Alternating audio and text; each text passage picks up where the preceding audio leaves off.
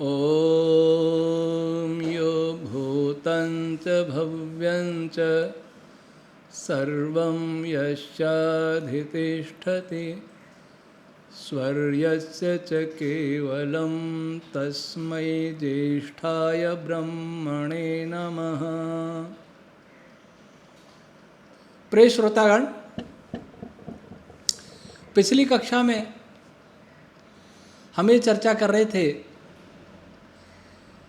कि ब्राह्मण ग्रंथों या किसी भी ग्रंथ, आर्ष ग्रंथ पर अनुसंधान करने वाले विद्वान को किन किन बातों का ध्यान रखना चाहिए, कौन कौन से प्रसंग मिलावट हो सकते हैं, कौन कौन से मूल प्रसंग हैं, इसकी मीमांसा करना बहुत आवश्यक है और यह काम बहुत ही गंभीर है। इसमें बहुत सावधानी की आवश्यकता है। तो अगला बिंदु लेते हैं कि जिस प्रसंग को हम मिलावट मान रहे हैं, प्रक्षेप मान रहे हैं, उस विषय में हमें विचारना पड़ेगा कि इसके लिए मिलावट करने वाले का इसमें क्या प्रयोजन हो सकता है। ऐतिहासिक ग्रंथों में या धर्म ग्रंथों में भी, धर्म सूत्रों में या ब्राह्मण ग्रंथों में ये कुछ बातें ऐसी हैं जिनमें ब्राह्मण की बहुत प्रशंसा है। वो भी जन्म से, कर्म से नहीं, जन्म से। कर्म से ब्राह्मण तो प्रशंसनीय, पूजनीय है ही, उसमें तो किसी को कोई आपत्ति नहीं। लेकिन जन्मना ब्राह्मण की इतनी प्रशंसा है कि उसको कोई भी दंड नहीं दिया जाए, भले वो किसी की हत्या भी कर दे। और शूद्र जन्मना, जन्मना कर्म से नहीं, और जन्मना भी मान ले, कर्मणा भी मान ले, तो उसी पाप पर, उसी अपराध पर उसको जिंदा जला दिया जाए। ऐसी मिलावट करने वाली की बुद्धि क्या सोचती होगी? एक तो ये सोच सकती है कि ब्राह्मणों की बहुत प्रशंसा करे, ब्राह्मण वो जन्मना ब्राह्मण, क्योंकि कर्म से ब्राह्मण तो चले गए वैदिक काल के बाद, जन्म से हो गया, सब मिट गया। जो भगवान मनु की सुंदर व्यवस्था थी वो तो समाप्त होकर वर्ण व्यवस्था के स्थान पर जन्मना जाति व्यवस्था हो गई। तो एक तो ये संभव है कि उन जन्मना ब्राह्मणों ने अपने को सुपर सिद्ध करने के लिए और अपने को तानाशाह बनाने के लिए किसी पर भी अत्याचार करने के लिए ऐसी बातें मिला दी हों। पर कान में शीशा डाल दें, जीभ काट लें, ऐसी बातें जिसमें थोड़ी भी मानवता, वो तो नहीं मिलाएगा, वो ऐसा नहीं कर सकता। और ऐसा हुआ भी नहीं होगा, कुछ एक प्रमाण हो सकते हैं, लेकिन फिर भी हुआ तो है, अत्याचार तो हुआ है। लेकिन इन ग्रंथों में कुछ ऐसी भी मिलावट है। कहीं विश्वामित्र किसी अप्सरा को देख करके पतित हो जाते हैं, कहीं शिव जी को पतित कर दिया। ये तो पुराणों में है, नवीन पुराण। वास्तव में पुराण तो है, ब्राह्मण ग्रंथों को कहा जाता है, लेकिन भागवत आदि को पुराण बना लिया। कहीं विष्णु जी पतित हो गए हैं, मोहिनी अवतार के पीछे भाग रहे हैं। ये क्या है? ब्राह्मण अपनी प्रशंसा करे, अपने को श्रेष्ठ सिद्ध करे, यहां तक तो माना जा सकता है कि जन्मना ब्राह्मण ने ऐसा मिला दिया हो, लेकिन ऐसा वो नहीं मिलागा कि उसी का कोई पूर्वज किसी नारी को देकर के पथभ्रष्ट हो जाए।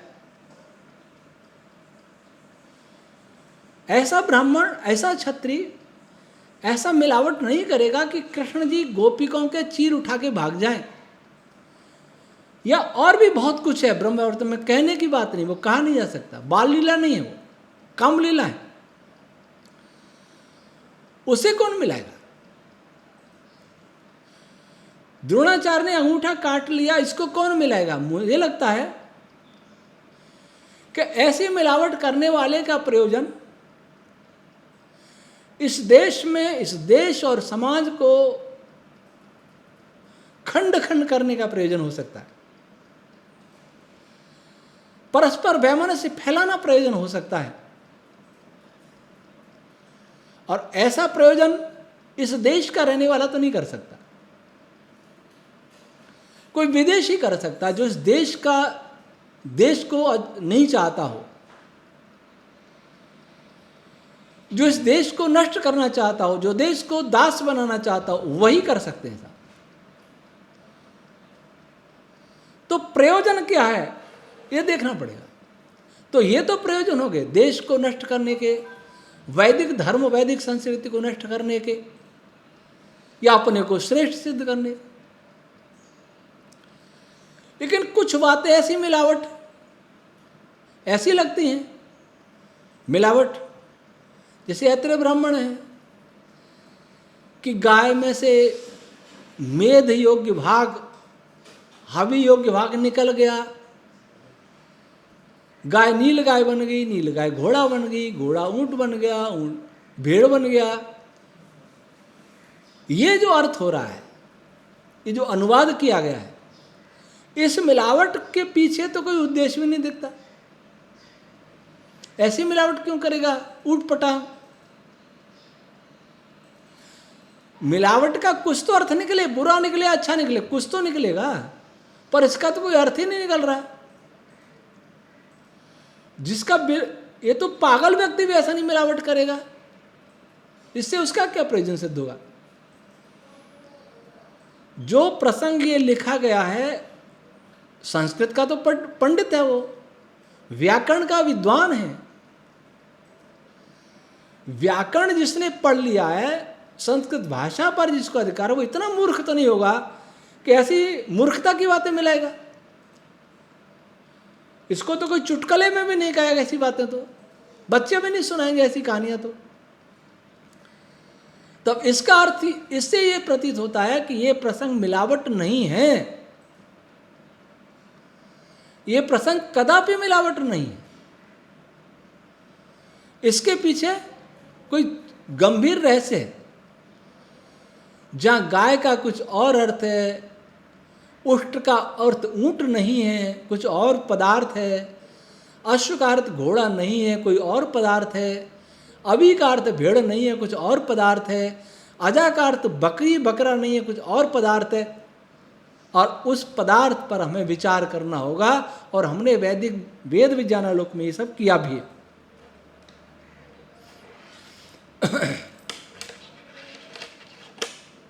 अब कुछ प्रसंग गाय को मारने का, जिस समय ये प्रसंग इन ग्रंथों में लिखे गए, मिलाए गए, अगर हम मिलावट माने, उसमें भारतीय समाज बहुत धर्म भीरू था। छोटी छोटी बातों पर धर्म भ्रष्ट हो जाया करता था, निकाल देते थे, धर्म से बाहर कर देते, जाति से बाहर कर देते थे, दंड देते थे। उस समय के लोग गाय को माता मानते, पूजा करते, और ये अंधविश्वास भी आ गए थे। गाय में 33 करोड़ देवता हैं, ये भी अंधविश्वास आ गए थे। तो जो समाज गाय को ऐसा मानता हो, वो गाय को बलि चढ़ाने की बात क्यों मिलाएगा? और ये कहो कि गाय को बलि चढ़ाने के पीछे वो मानता है कि गाय को स्वर्ग मिलेगा और मुझको भी मिलेगा। तो ऐसा व्यक्ति माता पिता को मार के स्वर्ग लेने की बात क्यों नहीं लिखेगा? तो मुझे तो ये लगता है कि ये ग्रंथ भी, ये प्रसंग भी या तो मिलावट नहीं है, या मिलावट है कहीं अन्य ग्रंथों में, तो वो भी किसी विधर्मी के षड्यंत्र हैं। कोई भारत भक्त, कोई वेद भक्त, चाहे वो वेद को नहीं समझता है, कम से कम गाय के बलि की बात तो नहीं करेगा। चींटी तक मारने से डरते हैं, तो दूसरे बड़े बड़े पशुओं को मार के कैसे यज्ञ करते होंगे? करते थे, ये है। पर ये मिलाया, अगर मिलावट है तो किसी और ने मिलाया, अथवा इस प्रसंग को नहीं समझ पाए, इसका अर्थ और निकलता है। और इस ग्रंथ में श्रद्धा थी, इस ग्रंथ में श्रद्धा थी, इसलिए श्रद्धावश भी एक गोहत्या भी करने लग गए। दोनों ही बातें। तो ऐत्रेय ब्राह्मण में जो मैंने पाया, उसमें बलि का कोई संकेत नहीं है। भाष्य करने वालों ने तो ये भी कर दिया 31वें अध्याय में, जीव का मांस किसी और को देते हैं, जबड़े का किसी और अन्य को देते हैं, खुर किसी को देते हैं, पसलियां किसी को देते हैं, और सब देना ब्राह्मण को ही, गैर ब्राह्मण को नहीं। वास्तव में वहां सूर्य विज्ञान है, पर प्रज्ञा विहीन लोगों ने ऐसे अर्थ कर दिए। जब किसी ग्रंथ में लिखा है कि गाय को नहीं मार सकते या किसी पशु को नहीं मार सकते, वेद में लिखा है कि पशुओं की रक्षा करो, तो अगर पशुओं को मारने की बात आ रही है तो इसका अर्थ है कि वो उस बात का अर्थ हम नहीं समझे, वो मारने की नहीं है, वो सृष्टि के पदार्थों के वाचक शब्द है,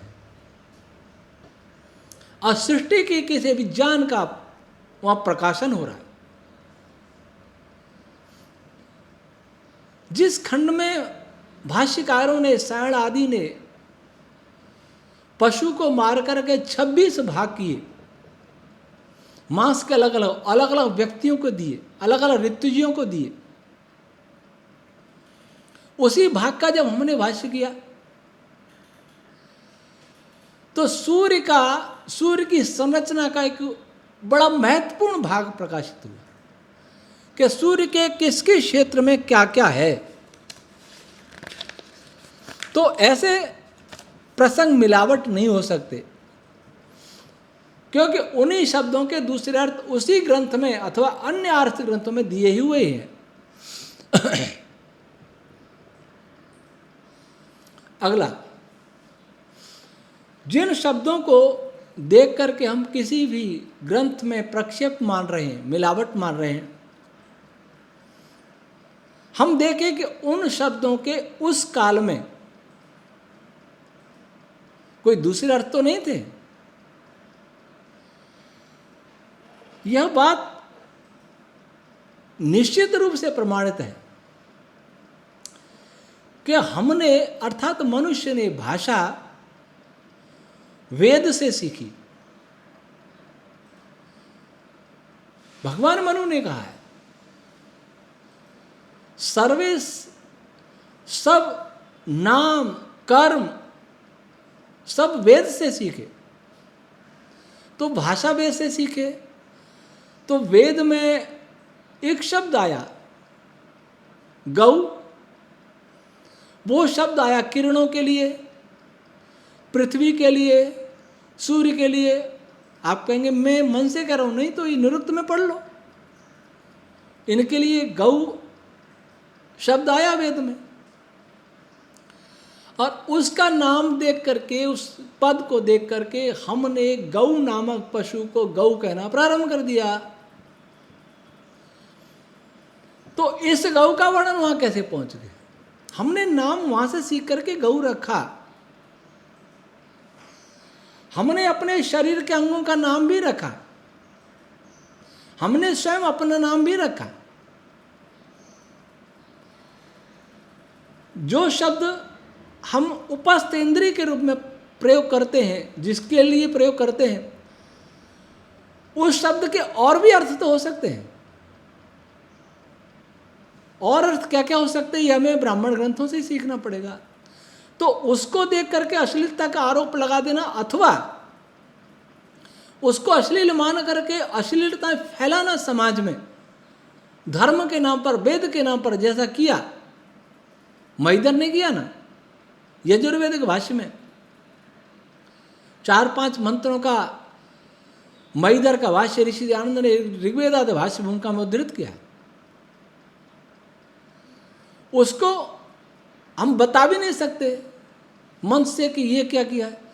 उसको कोई अपने परिवार में पढ़ नहीं सकता, और लज्जावान व्यक्ति तो अकेला भी नहीं पढ़ेगा, पढ़ेगा तो थोड़ा पढ़ के बंद कर देगा कि ये क्या है। तो उस तथाकथित आचार्य ने, ठीक है संस्कृत का व्याकरण का विद्वान हुआ, पर उसने उन शब्दों का कोई अर्थ दिखाई नहीं उसको। प्रज्ञा विहीन, प्रज्ञा अलग बात है, व्याकरण आदि का पांडित्य अलग बात है, ऊहा एक अलग बात है। ऊहा संपन्न व्यक्ति, तर्क संपन्न व्यक्ति, विस्तृत भाष्य करते समय, शास्त्र पढ़ते समय उसका विस्तृत दिमाग चलता हो, ये शब्द कहाँ आया, उसका क्या अर्थ है, तभी वो भाष्य कर पाएगा। तो इसलिए उसको देखना पड़ेगा कि जिन शब्दों का वर्तमान में हम इस अर्थ में प्रयोग करते हैं, जिन शब्दों को, क्या वेद में अथवा उस काल में इन शब्दों का कोई दूसरा अर्थ तो प्रचलित तो नहीं था। अगर प्रचलित था तो हमें उसी प्रचलित अर्थ को देखना पड़ेगा जो उस समय था, या जो वेद में है, या जो अन्य ब्राह्मण ग्रंथ में।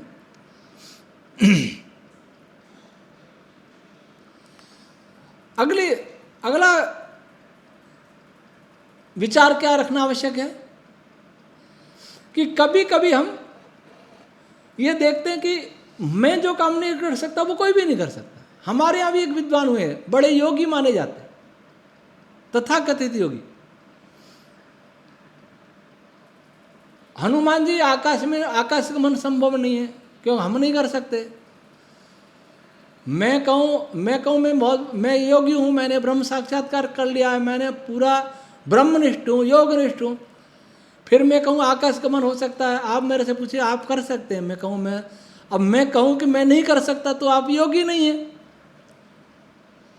तो मैं ये कह दूँ ना ये आकाश गमन तो होता ही नहीं, तो सृष्टि विरुद्ध है, जड़ ही खत्म हो गई। किसी अध्यापक, कोई अध्यापक ऐसे होते हैं उन पर किसी प्रश्न का समाधान नहीं होता, वो कहते हैं प्रश्न ही गलत है। तो ऐसे हमारे विद्वान भी है। भीम में इतना बल था, अब हम अपने बल से तुलना करें तो कहेंगे ये तो गप है। तो हम अपने क्षमता से तुलना करके भाष्य करेंगे तो भी गड़बड़ हो जाएगा। इसलिए अपनी क्षमता से तुलना नहीं करें उस युग की, हम कुछ भी नहीं उनके समक्ष। और इस तुलना में वो इतनी हट पकड़ लेते हैं, इतना अहंकार होता है कि नहीं मैं ऐसा कैसे मान लूं कि मैं योगी नहीं हूं, मैं विद्वान नहीं हूं, मैं बलवान नहीं हूं, उनसे कम नहीं हूं। मैं तो उनको भी अंक देता हूं, भगवान श्री राम को भी अंक देता हूं, भगवान श्री कृष्ण को भी अंक देता हूं कि वो पूर्ण योगी नहीं थे, पूर्ण ज्ञानी नहीं थे। इसका अर्थ मैं अंक देने वाला ज्यादा ज्ञानी हूं, तो फिर शास्त्रों का क्या अर्थ करे, वो अनर्थ ही करेगा। तो इस प्रकार की सोच भी कभी भी शास्त्रों को नहीं समझ सकती। आज की कक्षा में इतना ही, शेष अगली कक्षा में विचार करेंगे। प्रसंग यही रहेगा। ओम शम।